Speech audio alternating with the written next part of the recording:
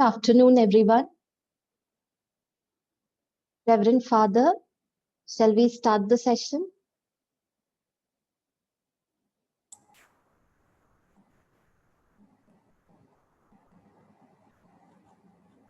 I am ready, madam. Thank you, Father.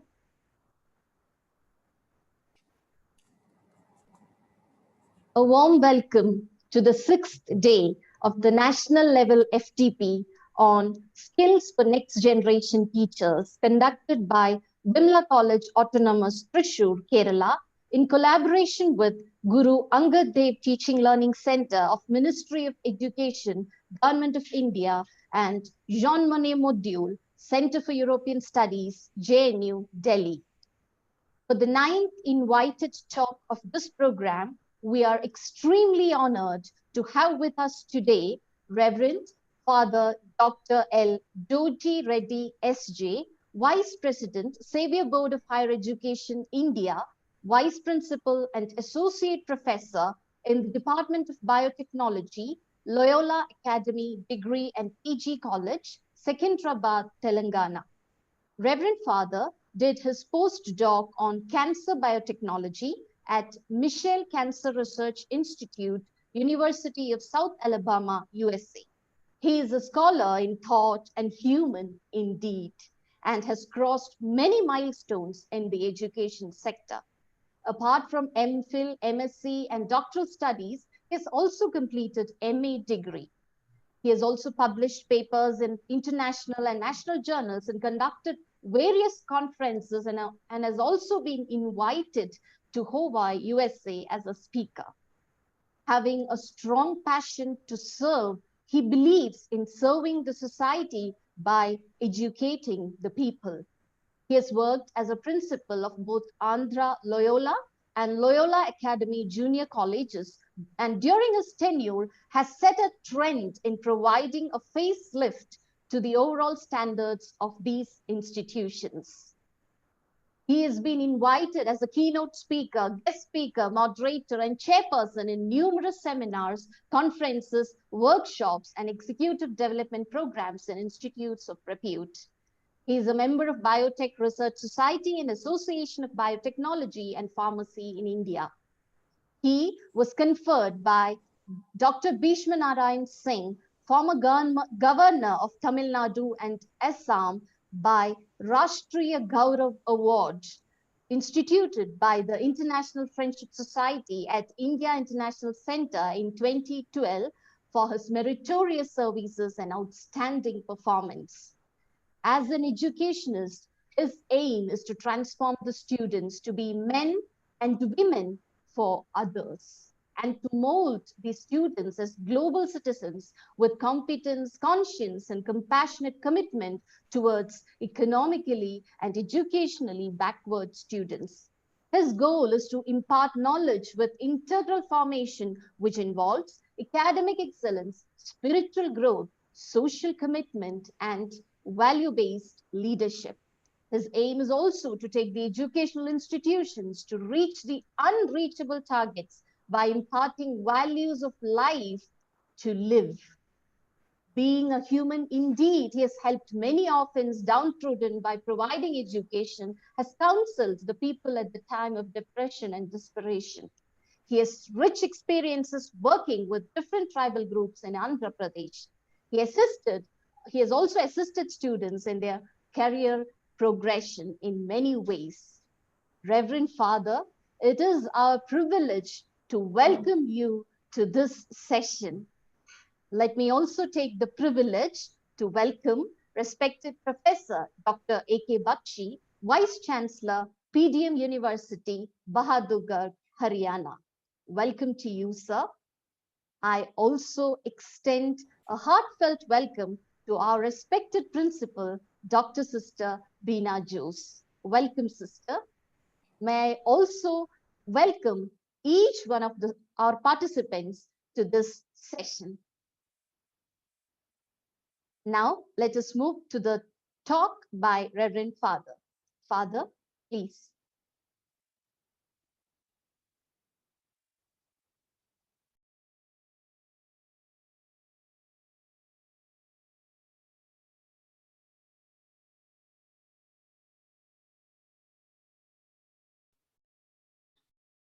A very good evening to each and every one of you. Am I audible? Yes. Thank you. Very dear Reverend Dr. Sister Bina Jose, the principal of Vimala College, Trishur. Reverend Dr. Sister Selvi Matthew, the coordinator of this committee, organizing committee, committee members, organizers, Professor A.K. Bakshi Garu, the Vice Chancellor, Dr. C. Vinith, the next speaker, dear principals, vice principals, professors, deans, lecturers, students, and other participants. Good evening to each and every one of you. The National Education Policy, you know very well, has received an unprecedented scale of publicity in the recent times. It's mainly because of its impact, and that's why UGC and Ministry of Education together conducted high-level webinars, and it was well attended by many governors, vice chancellors, and many principals of the institutions and other lecturers. And even most of you must have attended NEP in the previous webinars. However, this would be a recap for you to understand once again what is NEP and how it is going to be implemented.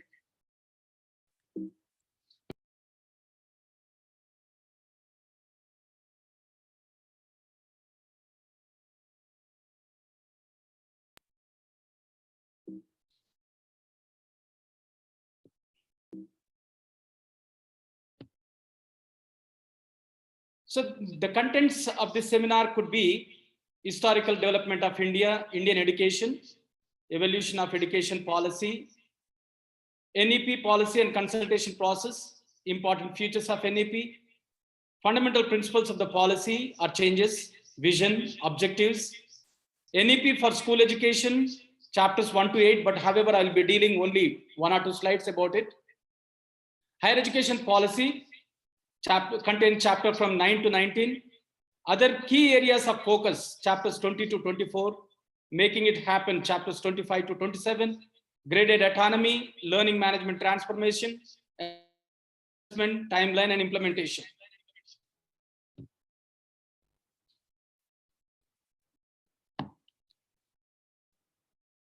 Historical development of Indian education.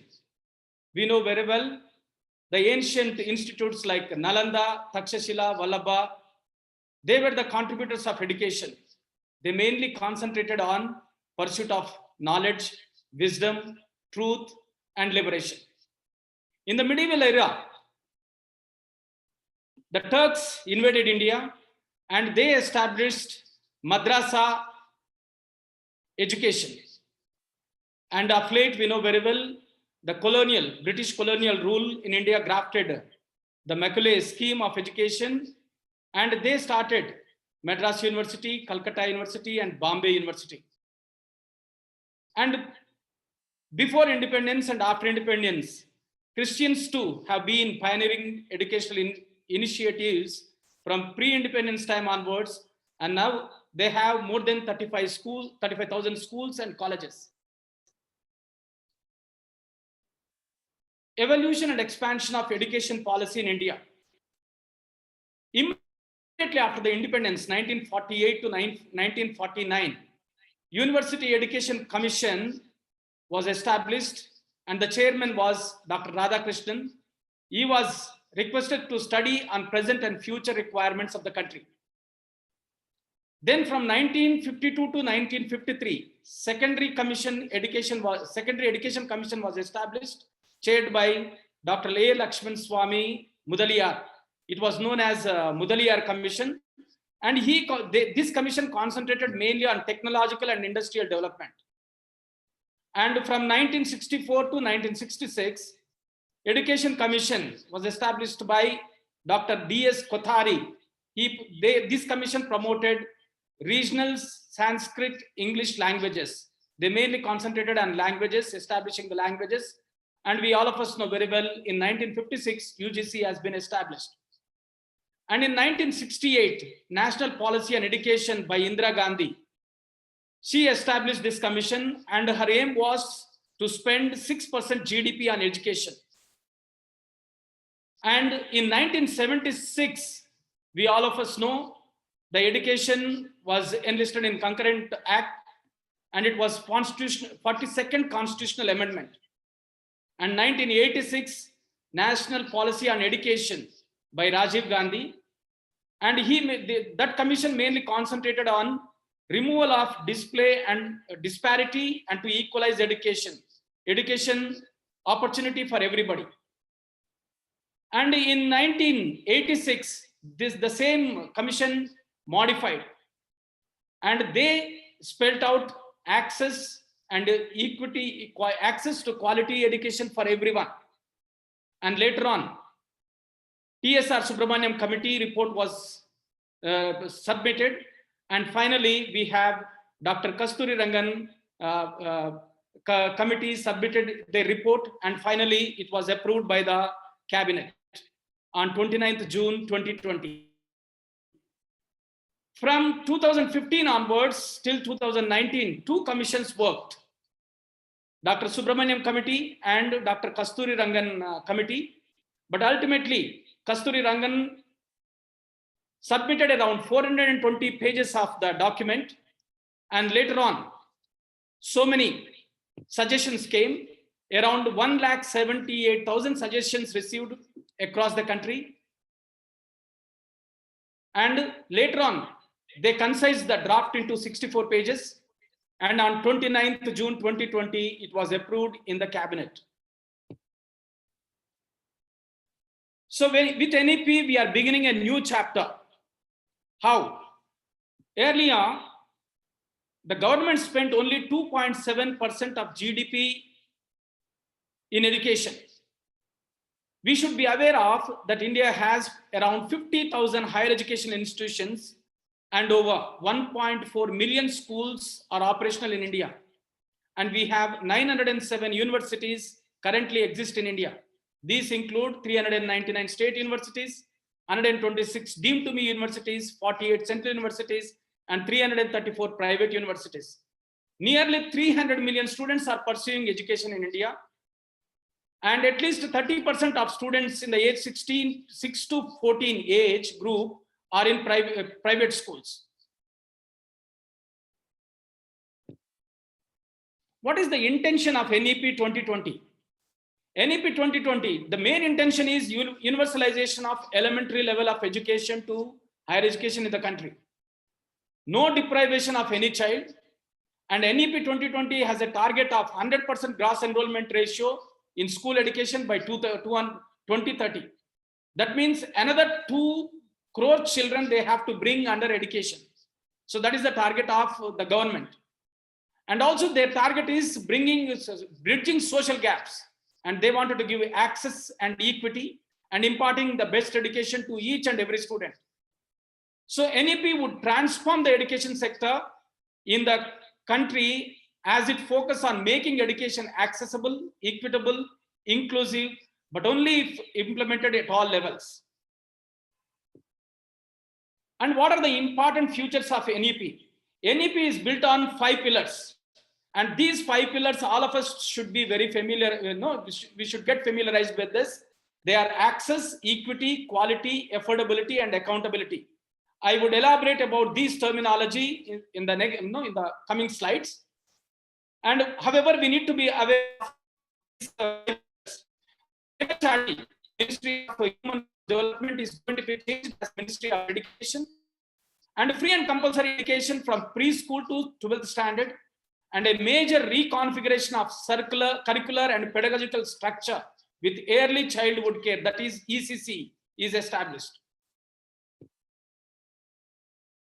So what are the core essentials? Reduction in curriculum, that is the core essentials is curriculum in all subjects to be reduced to its only core essentials. And critical thinking has given a lot of priority, that is focus on critical thinking, inquiry-based education, discovery-based education, discussion-based education, and analysis-based education is given priority. And in every, it should be an interactive classes. It shouldn't be a monologue. Henceforth, it will be an interactive teaching with reduced dependency on textbook learning. And also, it's going to be an experimental learning. It should be a fun-loving, creative, collaborative, and exploratory activities in classroom. So this is what the type of teaching is going to be.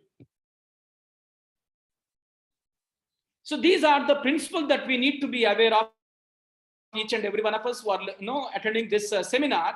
So particularly the lecturers need to recognize and identify and foster the unique capabilities of each and every student. That means when a teacher is teaching each student, they have to pay concentration on each and every student. And the highest priority to achieve fundamental literacy and numeracy. This is mainly for school education. And this literacy and numeracy has to be, the student has to be learning by grade 3. And lot of flexibility to choose their learning trajectories and programs. It's going to be a cafeteria model or a bucket model. It's going to be. And there should be no hard separations between the disciplines. So henceforth, there are no hard separations between any discipline. So any student can take any kind of credit from any discipline as such. And a lot of emphasis is made on conceptual understanding rather than rote learning. And creativity and critical thinking is given a lot of priority. And ethics and human values have been introduced. And promoting multilingualism. At least a student should get familiarized with 3 languages, and life skills such as communication, cooperation, teamwork, and resilience should be introduced and help the students to learn all these things. And teachers and faculty are the heart of the learning process. We know very well the teacher is the powerhouse of learning, and they have the source to receive the power, and they have to generate that power to these students in order to dispel the darkness from their minds. And the education is going to be light but tight, and also the regulatory framework are going to ensure integrity, transparency, and resource efficiency. And we will be learning all these things in the upcoming slides. Then outstanding research, NRF is going to be established mainly to monitor about the research, and a continuous review of progress-based sustained research and regular assessment by educational experts. A deep-rootedness and pride in India and Indian constitutions, and education is public service. Substantial investment in a strong, vibrant public education is system. They are going to spend mainly, they are intending to spend around 6% of GDP. So what is the vision of the national education policy? The main vision is to create an equitable and vibrant knowledge society by providing high quality education to all, and respect for the constitutional values. And the third one is instills skills, values, and dispositions that support responsible commitment to human rights. So this is the vision of NEP. I'll be skipping these objectives. I'll be entering into the school education. I'll be projecting only 1 or 2 slides about the school education, because we need to know about the school education and how it is different from the previous education. So in the school education, ECCE is established, that is early childhood care and education, that it covers chapter 1 to 1.9. And in that one, they stressed about fundamental literacy and numeracy. And we will also come to know about what exactly is this. Then curtailing dropout rates in school education. Now almost 2 crores people are not pursuing their education. So they are going to curtail dropout rates in the school education through this new education policy, and also are going to restructure school curriculum. This is very, very important. They are going to restructure curriculum and pedagogy, and it's going to be universalized. And holistic development of learners, that is another important aspect of it. Multilingualism, they are going to give a lot of priority to local languages and all, and curricular integration of all essential subjects and skills. So a lot of integration is going to be seen in the curriculum. And the teachers, the teachers are focused, because they have to unlearn in order to learn new things. So that's what a teacher is going to be henceforth. And recruitment and deployment is going to be regulated. And the service environment and culture. So that is another aspect of school education. And equitable, inclusive education should be given, and there shouldn't be any disparity between any student, and efficient resourcing and effective governance. So governance should be excellent in this new education policy. So in the previous years, the school education was 10+2. But in new education policy, it is divided into 4 parameters. That is, at the foundational stage, till age 1 to 3, the student will not do anything. Maybe just he may be, if at all, if he is capable, he will be learning some kind of alphabets. But from the age 3 to 6, he will be pursuing, his studies, Anganwadi, preschool, or Balvatika. So from age 3 onwards, he will be pursuing. And class 1 and 2, he will be pursuing at the age of 6 to 8. Class 1 and 2, he will be pursuing at the age of 6 to 8. That is for 2 years. And class 3 to 5, he will be pursuing at the age of 8 to 11. That is for 3 years. And class 6 to 8, that is age 11 to 14, he will be pursuing that education. And class 9th to 12th, at the age of 14 to 18, he will be pursuing this education. The basic education is known as the foundational stage, where multi-level play or activity-based of learning is going to take place. And the second level is going to be the preparatory stage. That is going to be for 3 years. Here also, playing stage, discovery stage, and activity-based and in interactive classroom will be there. And middle stage also is having 3 years. Here, experiential learning in the sciences, mathematics, arts, social sciences, and humanities. So these are the things that a student will be learning. And at the secondary stage, this is known as multidisciplinary and study stage. Greater critical thinking will be introduced for a student to think a lot about the future education.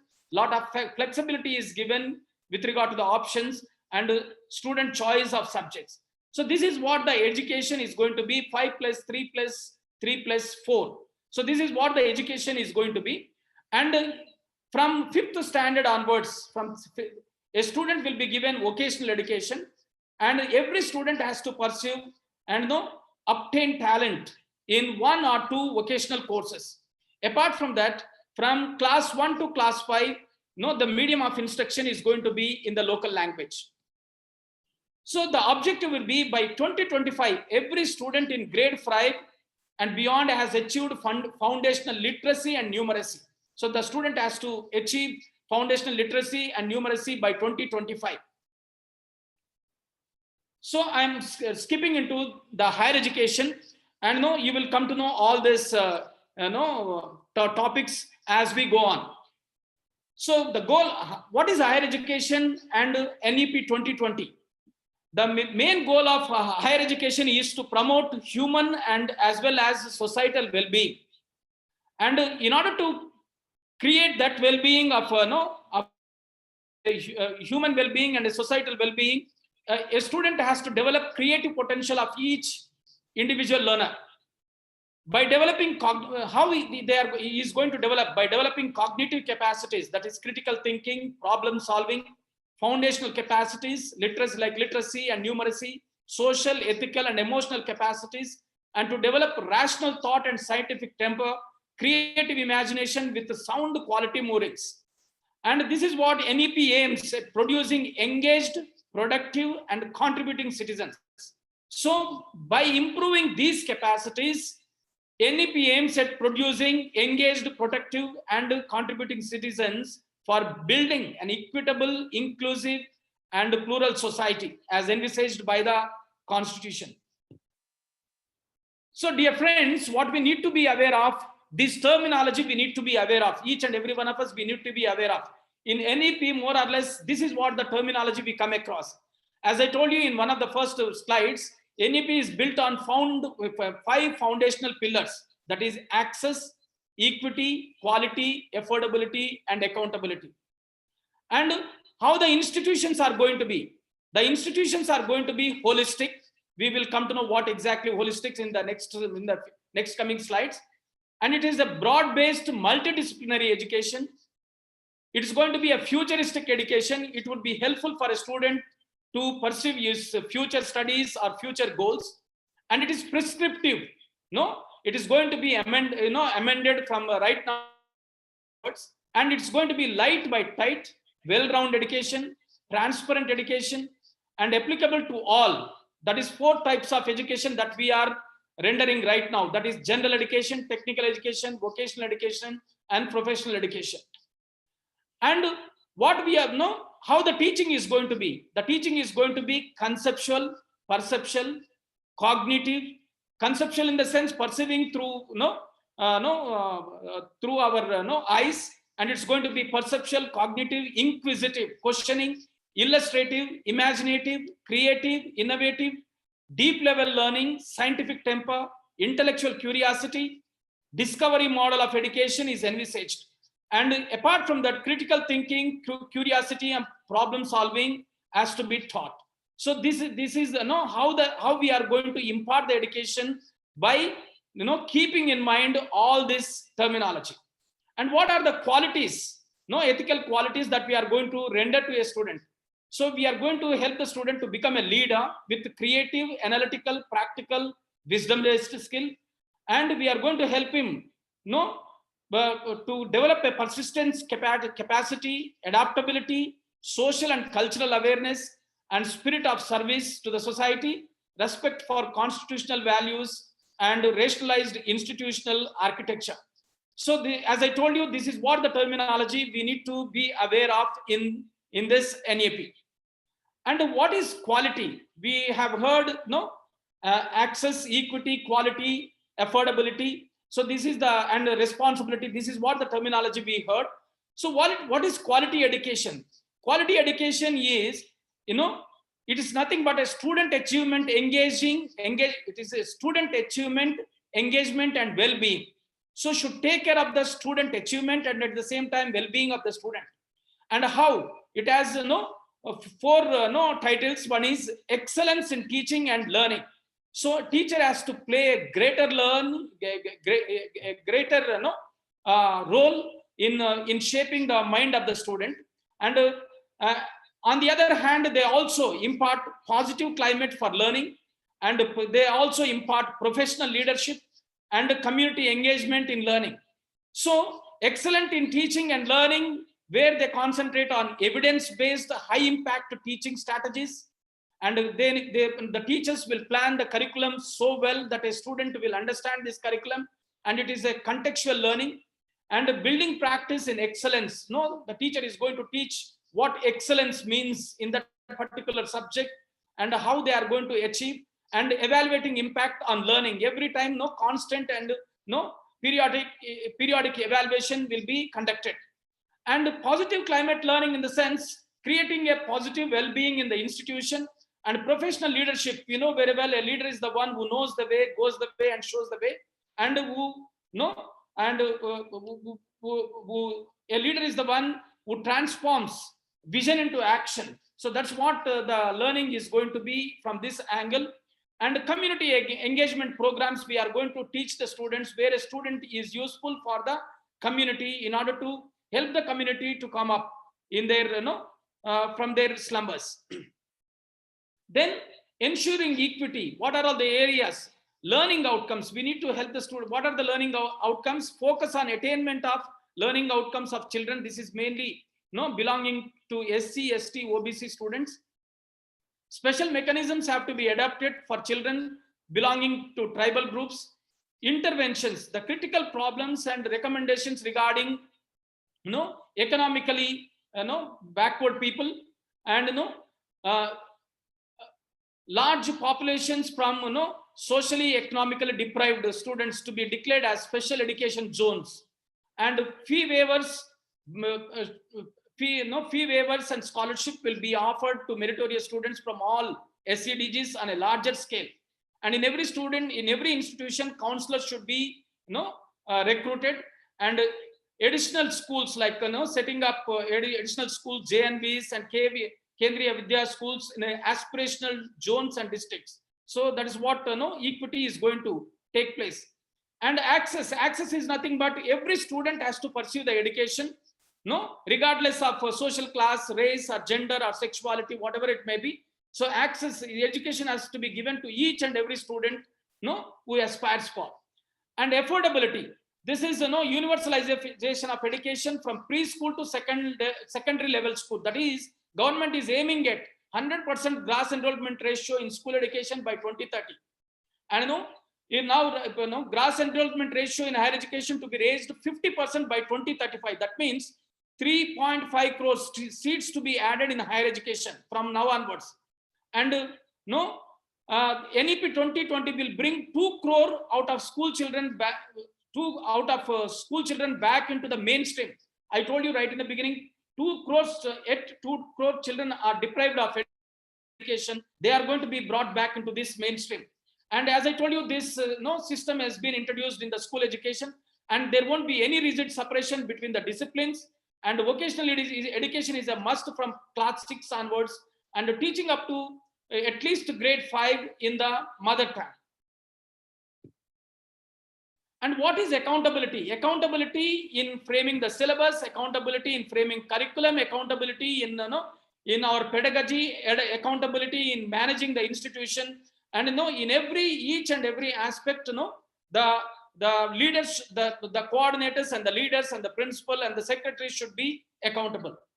So what are the major reforms in higher education? I told you already, by 2035, 50% of gross enrollment ratio should be there by 2035. That's what the government envisages. And it should be holistic and multidisciplinary education, and there should be flexibility of subjects, and multiple entry and exit system will be there. So if a student is pursuing 3 years of degree, he will be offered a degree certificate. And if a student is pursuing 3 to 4 years, he will be given another honor certificate. If a student is pursuing 1 or 2 years of degree, he will be given diploma. If a student is pursuing only 1 year of degree, he will be given a certificate. So henceforth, the degree is going to be 4 years, and it can be also integrated, 5 years bachelor's degree, and that is inclusive of masters. MPhil to be discontinued. So suppose if a student is pursuing 4 years of degree, and a student can do only 1 year of PG, so that is substantial in order to complete for PG. And henceforth, we are not going to have any standalone colleges like B.Ed colleges as such. So there would be credit transfer and academic bank of credits is going to be established. This is very, very important.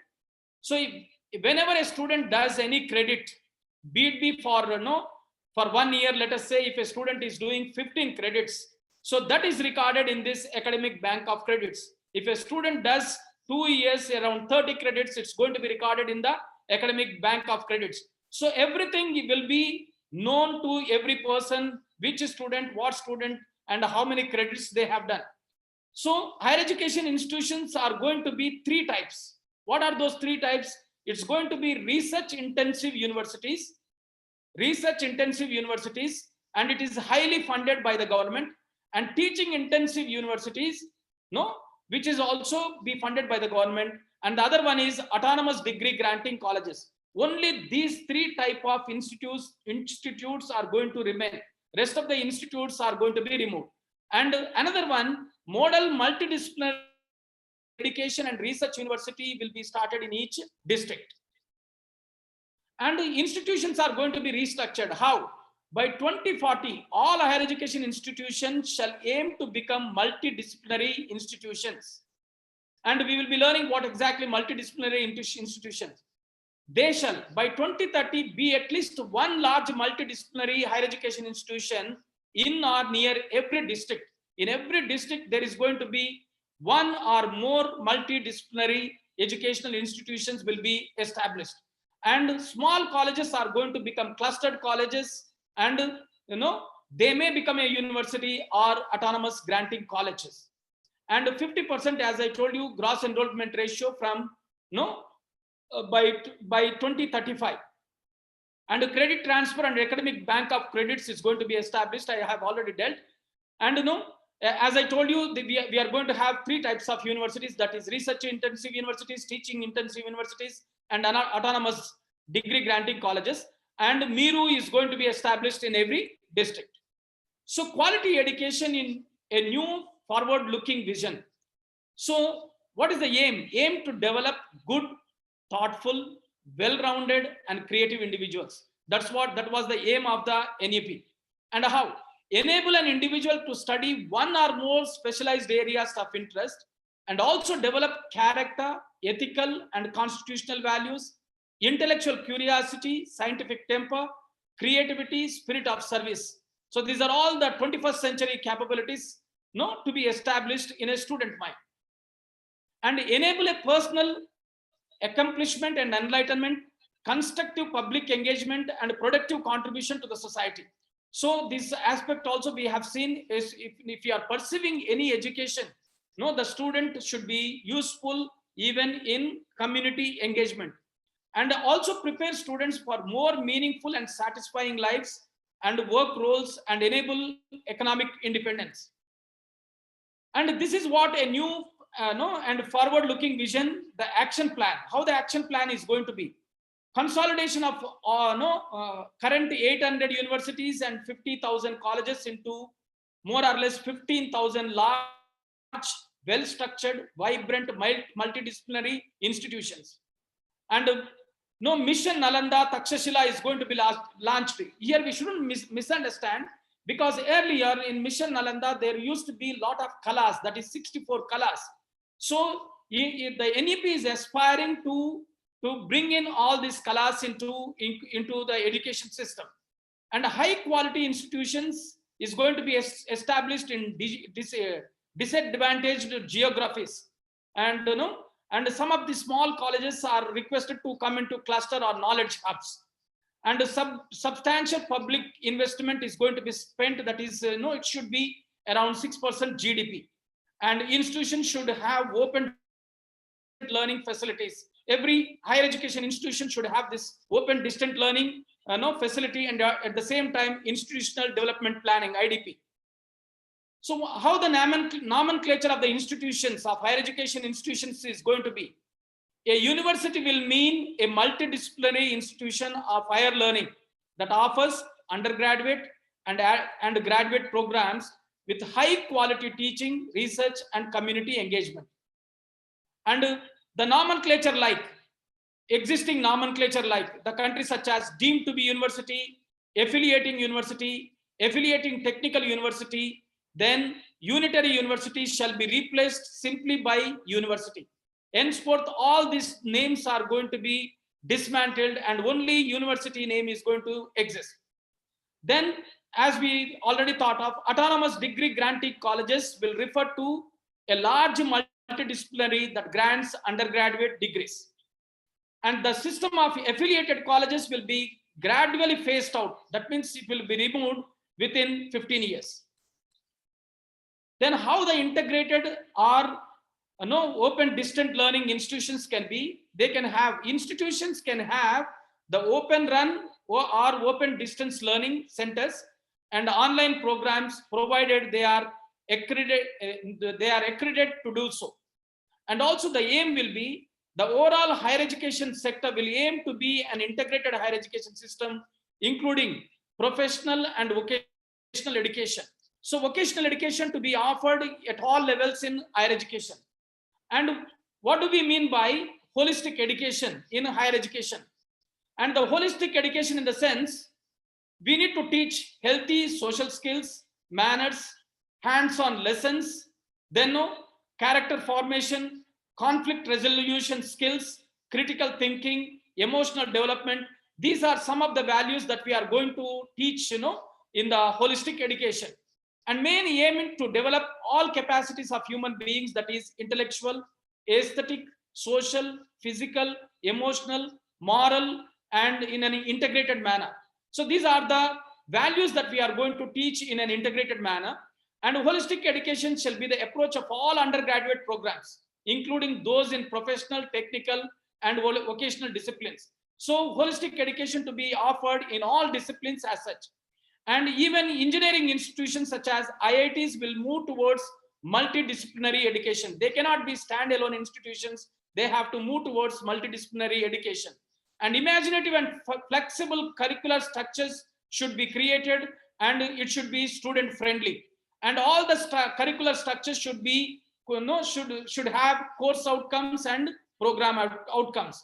And like departments in languages, literature like music, philosophy, arts, no, dance, theater, education, no. So these are all some of the things are going to be introduced as in the, in all multidisciplinary institutions in order to attain holistic education. So what is optimal learning environments? This is you will come across in chapter 12, optimal learning environments and support for students. So here the curriculum, as I told you, it should be framed such a way it shouldn't be a burdensome to the students, and it should be helping, for a student to act critically and learn skillfully. And also the pedagogy, the learning, the teaching pedagogy should be improved. As I told you, a teacher has to unlearn in order to learn the new things. And there should be continuous assessment, not a progress report based assessment. It should be, the assessment should be on each and every aspect that we teach to the student, or a teach selects, or a teacher or a student select. And research and student support are the cornerstones for quality learning, along with providing suitable resources and infrastructure. All assessment systems shall also be decided by the higher education institution, including those that lead to final certification. The choice-based credit systems will be revised for instilling innovation and flexibility. And higher education shall move to a criterion-based grading system that assesses student achievement based on the learning goals for each program. Higher education shall also move away from high-stakes examinations towards more continuous and comprehensive exams. And each institution will integrate its academic plans ranging from curricular improvement to quality of classroom transaction into its large institutional development planning. So this is very, very important, institutional development planning. Every institution has to have its own planning, and it has to develop in such a way that it should be helpful to the students. And high quality support centers like professional, academic and career counseling centers to be established. Norms, standards and guidelines for systematic development, regulation and accreditation of online distant learning will be prepared, and a framework for quality of open distant learning that will be recommendatory for all higher educations will be developed. All programs, courses, curricula and pedagogy across subjects, including those in class, online and in online distant learning modes, as well as student support, will aim to achieve global standards of quality. So every measure that is taken should help the student in order to achieve global standards and quality. So innovative pedagogy, how we are going to transform teaching and learning process. So that is going to be experimental learning, and focus on experimental, inquiry based learning and discovery based teaching learning methods. So this is mainly, it's going to be, the teaching is going to be focused mainly on experimental learning and inquiry based learning, and there is no hard separation between discipline to discipline. So hence, as I told you right in the beginning, it's going to be a cafeteria model or a bucket model. It's going to be, and integrated pedagogy, that is art, sports and storytelling and ICT integrated pedagogy. It's not going to be confined to one thing, but it's going to be integrated everything. So it's going to be a bagless days, more or less we will be following IT methods and all. Promotion of peer tutoring, promoting peer tutoring as voluntary and joyful activity under the supervision of teachers is encouraged, and use of technology at all levels is being encouraged. And the education is going to be internationalized. New NEP aims bringing into the country 100 foreign universities, and their aim is to establish at least 3 to 4 universities in each and every state, mainly in big cities, and each university is going to have minimum 25,000 students. And aim is to pursue higher education from abroad. Students from foreign students can pursue education in India, and Indian students can pursue their education in abroad. And what are the student activities? So plenty of opportunities for participation in sports, cultures, arts, clubs, eco clubs, activity clubs, community service, projects, center projects, etc. These are all the facilities that we need to create the students. In every education, there shall be counseling systems for handling stress and emotional adjustments. Then also in every education system, there should be hostels, hostel facilities.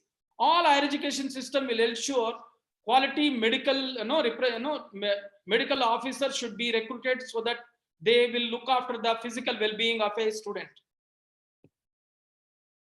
Financial support will be given for government colleges, mainly the for SC, ST, OBC.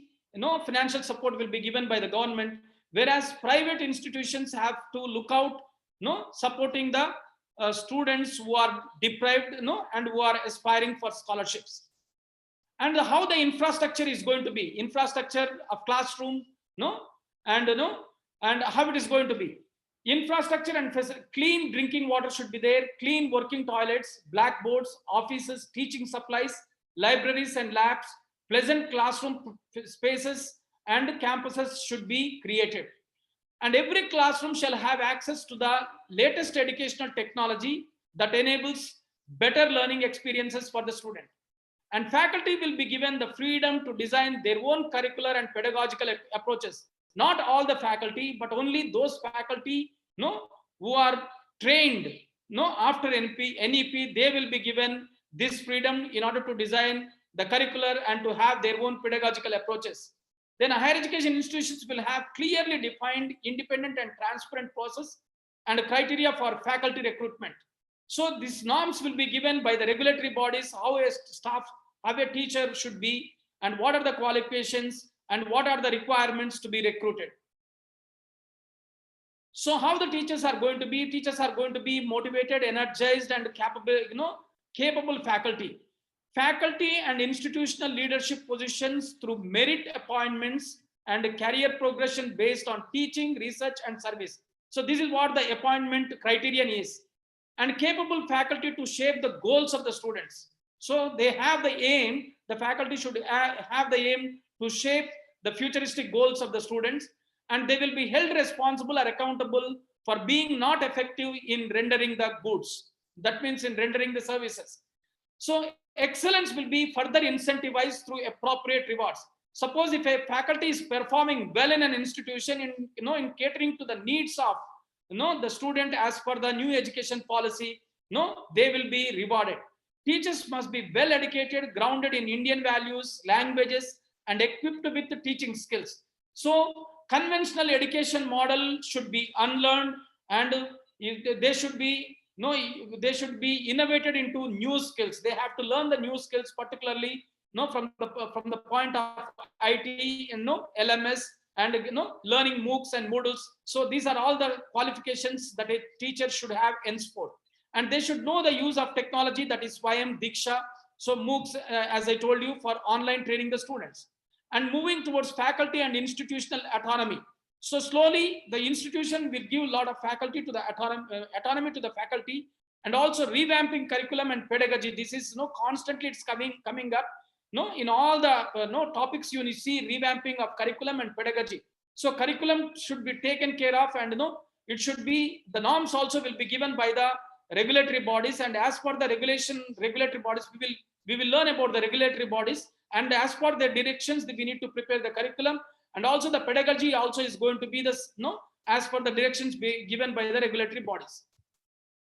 So we need how the teachers are going to be empowered. Teacher technology based comprehensive teacher requirement planning and forecasting exercise to be conducted by each state. Each state will be given certain parameters, how a teacher should be recruited, and what are all the requirements for recruiting a teacher, and what will be the career growth of a teacher. So it is also well spelled out, and what would be the career growth, and a body will be established, that is national professional standards for teacher will be established by 2022 in order to guide the staff. So equity and inclusion in higher education, and this is seen in the chapter 14 of that 64th page document. And what are the steps to be taken by all higher education institutions? Equity and inclusion in the sense education for all the students, and ensure all buildings and facilities are wheelchair accessible and disabled friendly. So we need to take care of the disabled children, develop bridge courses for all those students who are performing weak in their studies, and provide socio emotional and academic support through mentoring and counseling, and ensure sensitization of faculty, counselor, and students on gender identity issues and its inclusion in all aspects of higher education, including curricula, and strictly enforce all no discrimination and anti-harassments. And vocational education is a must in all higher education institutions, and it should be implemented as early as possible. And every higher education institution should aim at starting vocational educational institution, be it be autonomous degree granting colleges or university teaching university intensive teaching universities. They all should start vocational courses as such. Then research, establishment of National Research Foundation under NRF commission. A commission is going to be established, and the overarching goal of NRF will be to enable a culture of research to permeate through our universities. And NRF will be governed independently of the government by a rotating board of governors consisting of the very best researchers and innovators across the fields. So funds, lot of funds are available with NRF, and those staff who are outstanding in research will be scrutinized for the allocation of the funds. And this is I'm skipping this side, and this is very important slide that every one of us need to be aware of, because there are going to be 4 regulatory bodies under Higher Education Council of India. So what are those regulatory bodies and what are their functions? Under the Higher Education Council of India, the first vertical body is National Higher Education Regulation Committee. National Higher Education Regulation Committee. This will function as the common single point regulator for the higher education sector, including teacher education and excluding medical and legal education. So this will be taking care of all the higher education systems, including teacher education. But it doesn't take care of medical and legal education. And the second vertical, National Accreditation Council. So this is going to assess all the higher education institutions, this particular council. And the third vertical council is higher education. This is a Higher Education Grants Commission, which will carry out funding and financing of higher education institutions. So this is also very, very important vertical structure under the Higher Education Council of India. And the fourth vertical council under the Higher Education Council of India is General Education Council, which will frame expected learning outcomes. So they are going to formulate norms for the learning outcomes for higher education programs, also referred to as graduate attributes. A national higher education qualification framework also will be established. Apart from that, so these 4 structures will be set up under the umbrella of Higher Education Council of India. So this will be established in 2 or 3 years, all these councils. Apart from that, we have MIRU, multidisciplinary education and research universities in every district. And above that, NRF, National Research Foundation, will be established. NETF, National Education Technical Framework, National Education Technical Forum will be established, and Board of Governors will be established, and entry of Foreign University Act. So likewise, some of these regulatory systems also will be established in the course of the time. And curbing commercialization of education. So there shouldn't be any commercialization of any education, and regulatory monitoring bodies are going to be regulating each and every institution. And if any institution is commercializing education, they will be brought under the jurisdiction, they will be brought to the notice, and they will be they will come under legal enforcement. and empowered governance and effective leadership. In every institution should have a good governance. Every institution should be having a good governance and effective leadership. And in order to render high quality education and research requires intellectual ferment in a maturing culture. The governance of higher education institutions determines this culture. Each higher education institution will be governed by an independent board. This will ensure a clear chain of responsibility and accountability within. And institutional governance will be based on full autonomy, academic, administrative, and financial for all higher education institutions with the financial certainty and backing. So this is what the empowered governance is going to be. And every institutional will aim at creating professional education, and professional education is going to be something different, which I'm skipping this one. And but the 21st chapter deals with adult education. The aim is to achieve 100% literacy as soon as possible. And for this, the curriculum framework will include 5 types of programs. That is foundational literacy and numeracy. The adult education is going to have certificate life skills, including financial literacy, digital literacy, and commercial skills. All these are going to be taught, and vocational skills are going to be taught. Basic education, including the preparatory, middle, and secondary stage, equivalency education is going to be available for them. And continuing education, that is including engaging holistic adult education courses in arts, sciences, technology, culture, sports, and recreation. All these aspects will be included in adult education. So this also, I'm skipping this slide. Then introducing technology in education, that is in chapter 22, in chapter 22. Use of technology where? In teaching, learning, and assessment. And also in administration and management. And education planning, how we need to introduce technology in education planning, in curriculum building, everything. And regulation through public disclosures. All our finances and all these things should be disclosed in our website. And it should come under a Digital India campaign. So MOOCs, Moodles, and Divyang friendly educational softwares, e-content in various languages should be established in every educational institution. Strengthening the Central Advisory Board of Education. The new education policy recommends strengthening and empowering the Central Advisory Board of Education. CABE will be responsible for developing, articulating, evaluating, and revising the vision of education in the country on a continuous basis. So this is going to take care of the education in the country in a close collaboration with MHRD, which is going to be Ministry of India, Education, and the corresponding apex bodies of states. To bring mainly the focus, to bring the focus back on education and learning, it is desirable that the Ministry of Human Resource Development will be redesigned as the Ministry of Education. And it's going to be affordable and quality education for all the students. So that's why government is planning to spend 6% of GDP on education in order to bring back all the students, dropout students, into education, and to give a better education to the students at the higher level.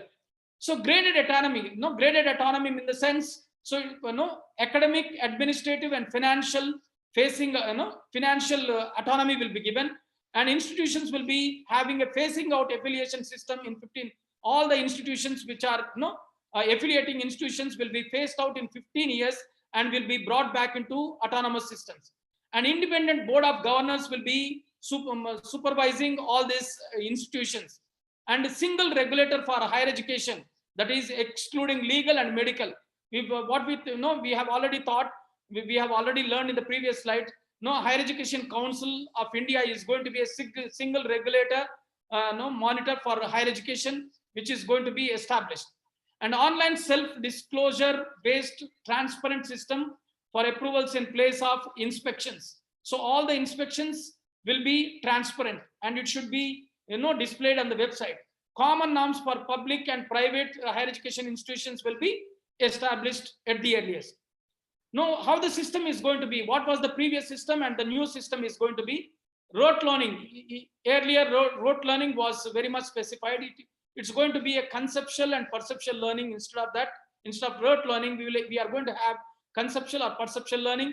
and 3 hours of exam versus classroom participation. It may be it may be of projects or communication skills, and extracurricular activity based exams are going to be conducted.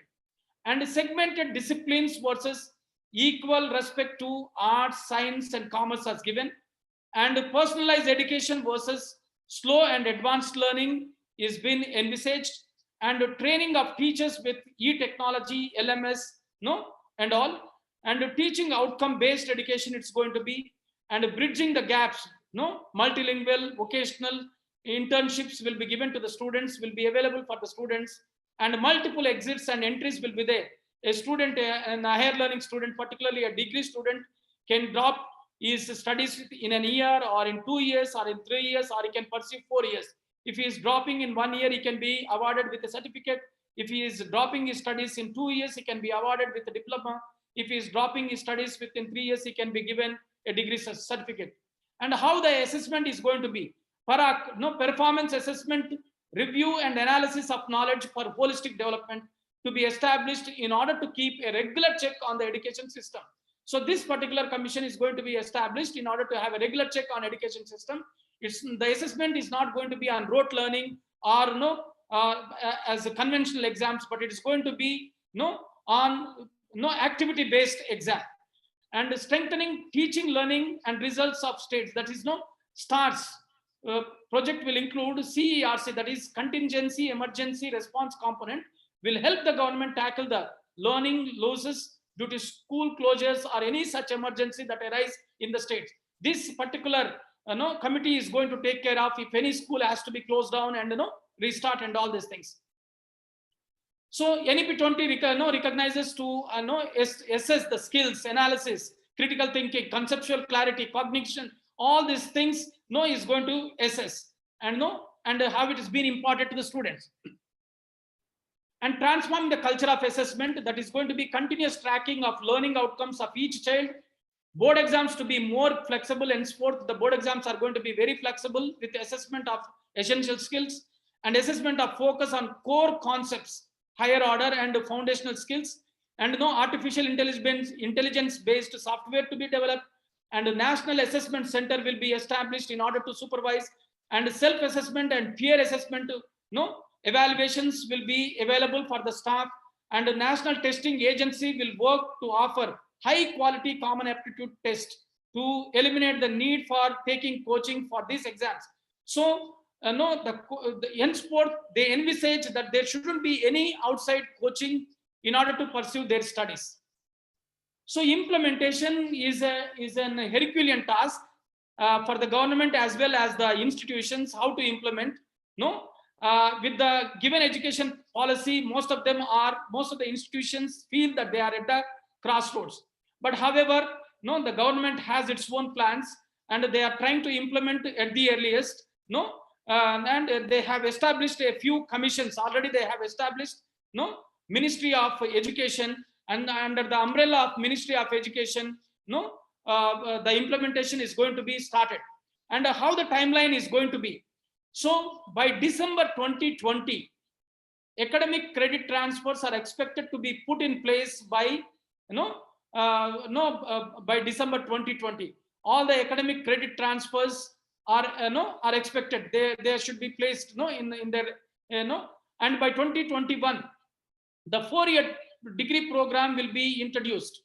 And for central universities as such, it will be introduced from 2022 onwards. Whereas for higher education institutes, it will be introduced from 2021 onwards. And multiple exit and entry systems. A student can pursue 1 year, 2 year, or 3 years of studies. Entry and exits will be introduced from 2021 onwards. Then common entrance test will be conducted, but Higher Education Council of India, and common entrances only will be conducted, and it is envisaged from 2021 onwards. And then use of technology, again it should be introduced from 2021 in all higher education institutions. And staff to be prepared with the national professional standards. These standards will be given by the National General Council of Higher Education, and the staff need to be ready with that professional standards. And by 2030, equity and inclusiveness have to be taken care of. That is, education for all, no disparity in education. Education should be given to each and every student, no, and almost 2 crore students should be brought into this system. And by 2025, holistic and multidisciplinary education should be imparted to in all the higher education institutions, no, and there shouldn't be any rigid separations, and it should be a multidisciplinary educational institution. It should be. And by 2035, the gross enrollment ratio in higher education should be 50%, along with vocational courses. Vocational courses to be offered in all higher education institutions. By 2020, academic bank of credits, ABC, where all the credits of a student is deposited, it should be established by 2020. No, and 2025, integrated 5-year bachelor's degree will be established by 2025. And phasing out affiliation system. Now a lot of affiliation colleges are there, no, and all these affiliation colleges have to be converted into either autonomous degree granting colleges or research or university research intensive teaching colleges. So by 2035, the colleges have to be established. And so, and again, Miru has to be established by then 2035, Miru in every district. And by 2025 also, establishment of independent board of governors who supervises the institution.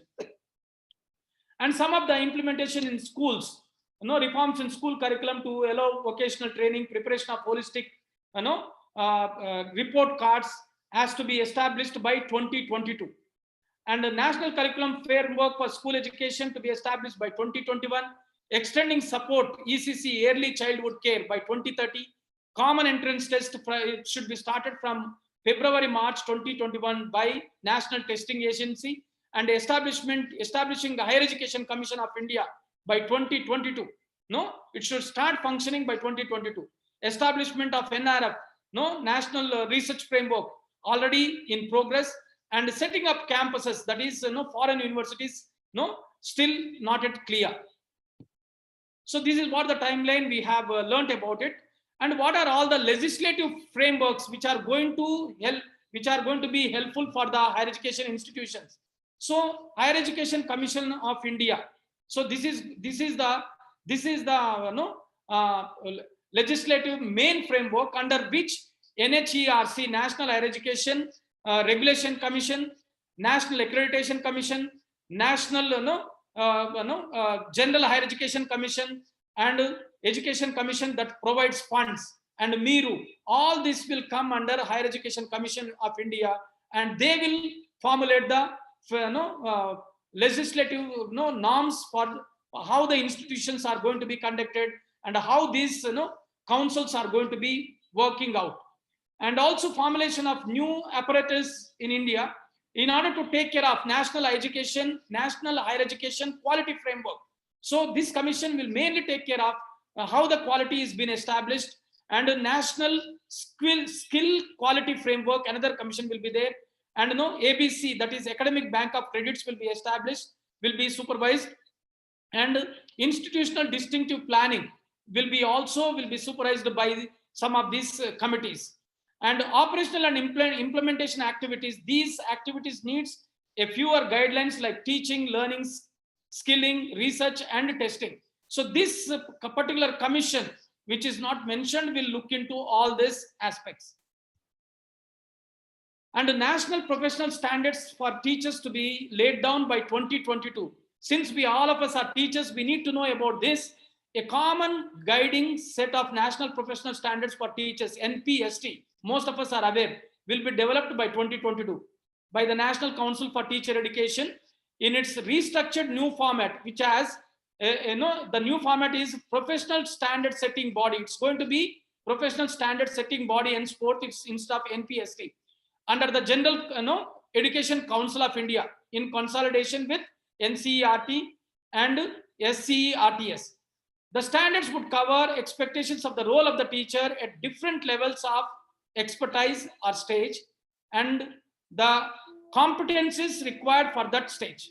It will also comprise standards for performance appraisal for each stage that would be carried out on a periodic basis. So NPS, the PSSB will be taking care of standard setting for the teachers and also they will be establishing the norms with regard to the quality and quantity of a teacher, education, and also how to successfully implement the NEP. Most of the institutions will be having query and how to establish and all this this holistic multidisciplinary conceptual perceptual skill learnings, and introducing cafeteria model into an education system is not an ordinary thing, but it's an extraordinary thing, and every institution has to put in a lot of effort in order to create a new institution. You have to bring down the old formats, and in order to create the new envisaged institution as per the NEP guidelines. So every institution should envisage, first you need to create policies. You need to create policies for the new vision, and and regulatory and institutional mechanisms have to be established. Every institution has a regulatory mechanism. The regulatory mechanisms will be taken care of by the correspondent or the secretary, and institutional mechanisms will be taken care of the academic leader, the principal, and the participation of stakeholders. Who are all our stakeholders? Our stakeholders are our old students, our students, our staff, and at the same time the government officers. These are all our stakeholders. With the help of this, we need to establish policies, regulatory mechanisms, and financial resources. If it is a private college, they have to look in for the financial resources, and they have to establish. If it is a minority institution, as per the minority norms, we need to establish the regulatory norms for the new for the new envisage of this policy as such, as per this policy. Then emphasize on practical and experimental learning, which will lead to instilling the 21st century skills, that is creativity and critical thinking, in the children. Then we need to envisage how to introduce these new skills and creativity and critical thinking, and conceptual and perceptual thinking. So these are all the norms that we need to bring in to teaching, in the teaching, and particularly in the pedagogy that we are envisaging. There needs to be a tectonic shift in the pedagogical structure, where the outcome of learning should not be based on the completion of course, but on the understanding of the topic. So our aim is the outcome of the course is should able to help the student to achieve their goals. So that should be the outcome of the course. Otherwise it will not have any value. So the assessment should not define a child in terms of marks, but should be an outcome of a qualitative analysis of the child. So the child is not going to be assessed based on the marks. So what are all the creative aspects that a child has learned? So what are all the extracurricular activities that he is participating? What are all the co-curricular activities that a child is into? So based on all those things, and all these extracurricular activities, co-curricular activities are going to be depicted in the report, and that's where the student is going to be assessed. And effective collaboration and well-sound leadership is envisaged for implementing NEP 2020 in higher education institutions. That is, education institutions play a vital role in implementation, and they should have short-term goals and long-term goals, and they should have their own priorities, and they should have their own funding requirements in order to realize the norms that is laid in front of us to be as per the new NEP. And attitudinal change is very important. We can't be thinking whether we could start the whether we could take up this mammoth or not. So they envisage an attitudinal change will help you to reconstruct the whole thing. So teaching learning, particularly teaching learning process, so they are envisaging a new way of teaching, skill oriented teaching, lab oriented teaching, and so practical oriented teaching. That's what the teaching should be. And academic and administrative procedures, it should be completely automatized, and there should be a drastic paradigm change in implementing it, which can be an Herculean task. But at the same time, if you really look into with an intention of changing, it can happen. And leaders need to have open-minded and committed, and should be able to draw institutional development plans. All these leaders, the secretaries, the principal, and the deans, and together with their stakeholders, they need to draw the institutional development plans. So leadership role is a paramount here, as they should be also good team players and risk takers. So a leader is the one who knows how to convert the vision of an institution into action. So that's what a leader should know each and every aspect of the new NEP, and should able to draw the new parameters. And effective collaboration and well sound leadership to implementation of NEP, which I have already dealt. What we need is well qualified leaders. Suppose if they are academic leaders, they need to have good PhD and with with good experience. They should be recruited in every higher education institution as such. So now, for government, the implementation, what are the challenges from the point of government? Government data shows that there are around 239.9 million students enrolled across government institutions or other institutions. In government institutions, aided and private schools in India. In all over, we have 239.9 million students pursuing their education. And India has 1 million schools, including 108 million government schools, 84,614 aided schools, and 3,25,760 private schools. But these schools are not sufficient to provide the education for all the Indian students, because as I told you right in the beginning, there are 2 crore students, that is 20 million students are still without education. So state governments also need to work in tandem with the central government in order to envisage how to handle all the students. Since education is the concurrent list, the real test of implementing the reforms will be on the different states, and how private schools adapt to these changes is a question mark.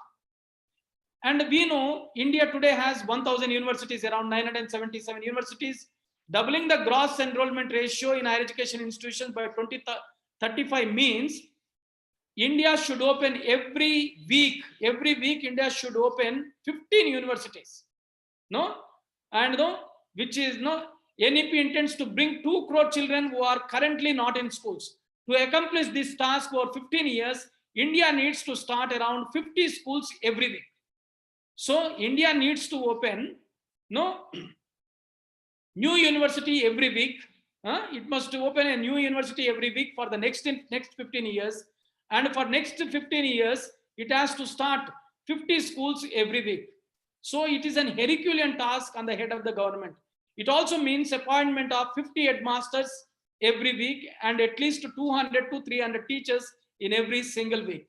So a mammoth task that is ahead of and how government is going to tackle all these problems is a question mark. The end result. What is the end result?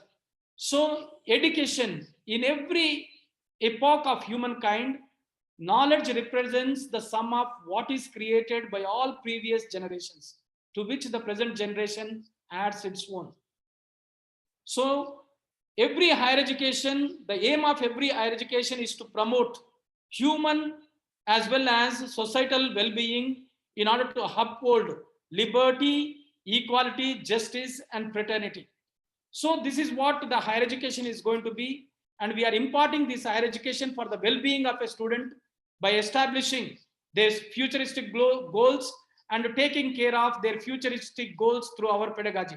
Thank you so much. God bless you. Thank you, Father. The session is now open for discussion. The participants may post their doubts in the chat box. Father, we have a question. Yes, ma'am.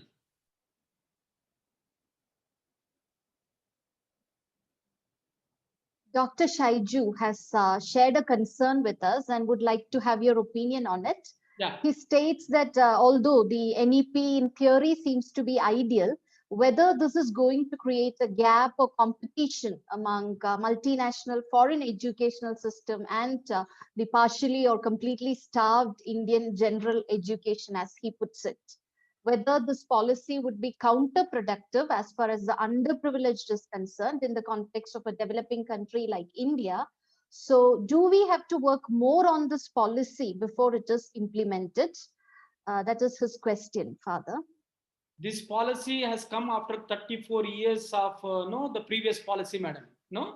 After 34 years of the previous policy.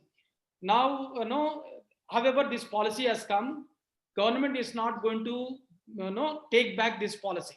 and it is already implemented. No, cabinet has has already approved this policy. No, only thing is it's not made a bill. But however, all the as I told you, the commissions has been established under the ministry, government of education. No, under that ministry, all the required councils has been established, and definitely it is set on roll. No, it's already the commission started working. So nothing is going to be turning back. And how we are going to establish, how we are going to understand is big question mark. As I told you towards the end, in the last slide, every week the government has established a university. Establishing a university is not an ordinary thing. And every week 50 schools have to be established, and 50 schools has to be established for 15 years. Then only you will be taking care of those 2 crores students or dropouts. And how it's going to be taking care of that, it's a difficult thing to envisage. And earlier Rajiv Gandhi himself wanted to spend 6% of GDP on education, but till now what we have spent is 2.4% of GDP. How come during this time tested period, that is corona tested period, where the economy is going down, and how the government is going to spend 6% of GDP is a question mark. Thank you, Father. He would also like to know, since you mentioned that there will be new colleges and schools will be established, he would like to know whether it would be in the government sector or the other sectors, any of the other sectors. See, education is going to be a universalization education. No, we are going to follow the universal pattern. Okay. And nothing is mentioned private schools will be given priority or government schools will be given priority. It's in that 64-page document, it's a general document, and nothing is been specified. But government is going to take care of, and whether they are going to establish those schools or not going to establish is a question mark. They did not say anywhere that they said that they are going to take care of 100% gross enrollment ratio will be happening by 2030, and 50% gross enrollment ratio in higher education is going to happen by 2035. This is what they said. How and what norms has to come out from the commissions.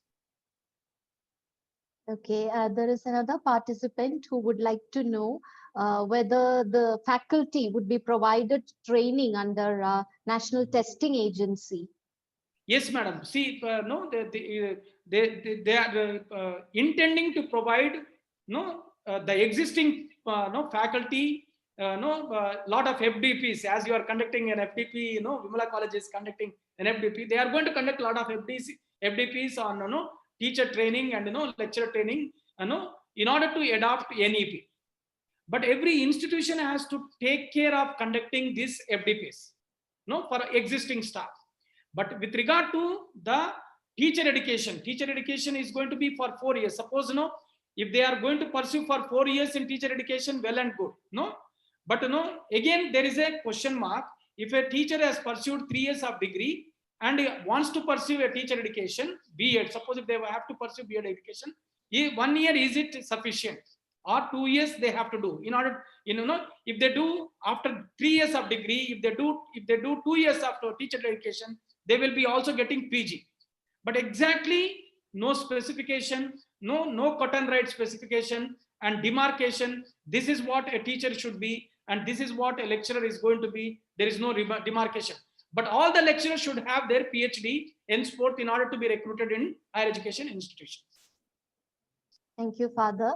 There's another participant who wants to know the effect of NEP on private institutions, which are basically run by using the fees paid by the students.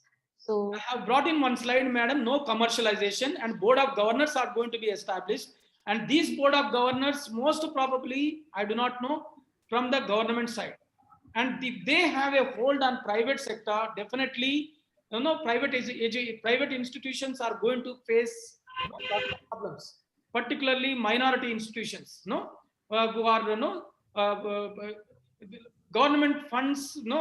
I don't think so. They will be receiving government funds in these institutions.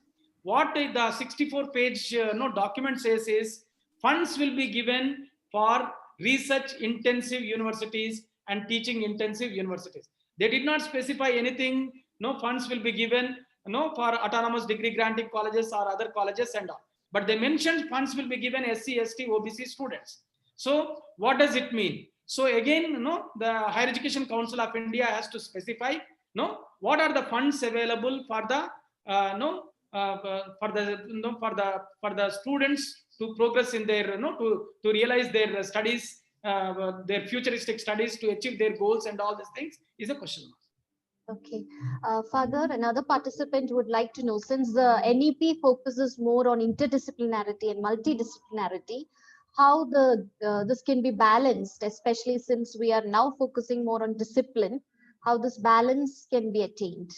Now we have biology, microbiology, then we have chemistry, likewise the disciplines are there. Now the new national education policy envisages, a biology student can take subjects in commerce or in arts or in science, or in other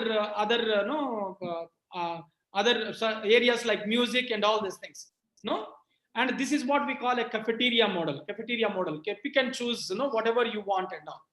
And a student will be given privilege to take credits in that.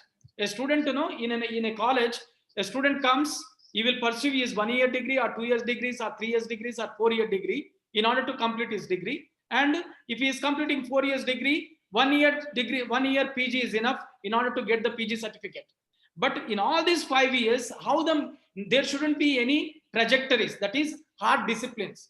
So student is given priority, he can do credits and he can load the credits in the academic bank of credits. And if he has enough credits, he will be given, as per the credits, he will be given either diploma or certificate or degree or PG. So that's what. And a student can leave, he can leave the college within a year or within half a year, or we do not know. So student is given a lot of privileges. And in such a scenario, we may have to do out all this hard trajectories, hard what the conventional methods. We may have to do out with the conventional methods. So NEP has come, implementation is going on, norms has to come out from all this commissions. Only when the norms come out, we need to work out. But still, again, they said that we need to we have to start working all our report cards, progress cards from March, February onwards. But still, we are awaiting for the norms to be displayed by the government of India. Yes, Father, you mentioned in one of the slides that this comes under the concurrent list. Yes. So one of the participants would like to know whether the state government's permission as such is required for implementing this. Something can be done on that front. NEP, madam, it is being done in a what we call in one way. To my knowledge, it's done in a haphazard way. They did not take stakeholders into confidence. Who are the stakeholders? Mainly the states are the stakeholders, particularly because they are in the concurrent list. So center and the state, they have to share equal responsibility in imparting education, and the states have more educational institutions than the center. So, but unfortunately, the center has taken upper hand in releasing NEP and then requested the states to implement it. So some of the states are really for it. And particularly, when we have listened to all the vice chancellors, most of the vice chancellors, their evaluation, they said that the NEP is good. They are all and we are. I'm sorry, one of our vice chancellor is attending this this conference, I suppose. All the vice chancellor felt that NEP is good, and even the governors have attended this NEP, and listening to that, most of them said that it is good. But with regard to the states, some of the states are silent. Some of the states voiced saying that they cannot adopt this NEP, and some states came forward to adopt NEP as such, like Karnataka and all. NEP also mentions about the introduction of mega universities. One of the participants says so. Could you please give some information regarding that, Father? See, as I told you, 2-3 times I stressed that it's going to be 3 types of institutions. All the it's going to be research intensive universities and teaching intensive universities and degree granting autonomous colleges. Only these 3 colleges will be there. And apart from that, they are going to establish MIRU, multidisciplinary research university. They are going to start in each and every state. But all the universities, they said everything would be multidisciplinary, including standalone colleges. What are the standalone colleges? B.Ed college is a standalone college. Nursing college is a standalone college. Likewise, even IITs are asked to become multidisciplinary. IITs. Only what are the colleges that doesn't join here, in the sense professional college like medicine and law, they are not going to join in this. But rest of the colleges are going to join in this 3 category level. And these are the only colleges envisaged. And if it is mega college, in the sense, I do not know how they are going to define by number of students, because the foreign universities, they are envisaging, if they are getting more or less 25,000 students, then only they start. They seek the best places possible. And our Indian universities to be incompetent with those universities. And do the students join in our universities or their universities? And how the commercialization is going to take place between foreign universities and Indian private universities. So everything is in geoparody. Still, we need to study a lot in order to understand this new education policy. Thank you very much, Father. Many of our participants have expressed their immense gratitude for this informative session and systematic way that you presented. You took us through a journey of national education policy right from its history to its implementation, and also mentioning the challenges. We have also got a few more questions, but I think most of those questions you have answered through your slide when you talked about the challenges and things like that with regard to the national education policy. And I think rest is whatever we must see through our experience, how it is getting implemented and how it works. So since it's time, almost time, we would like to conclude the session. A Sunday afternoon well spent brings a week of content, goes a proverb. Reverend Father Dr. L. Georgie Reddy has thus, with his talk, not only made this day worthwhile for us, but the days to come too. As educators, we would be able to take informed decisions with regard to the path paved by the National Education Policy 2020. Reverend Father, your talk has not just touched the hundreds of participants of this FDP, but if through them, in the coming days, the millions of students across India are benefited in innumerable ways. The purpose of this faculty development program on skills for next generation teachers would be fulfilled. So thank you very much, Father. Each of our resource persons and participants merit tremendous acknowledgement and appreciation for the smooth execution and diligent involvement in this academic endeavor so far. Thank you, everyone. Let's now move on to the next session. Thank you very much once again, Father.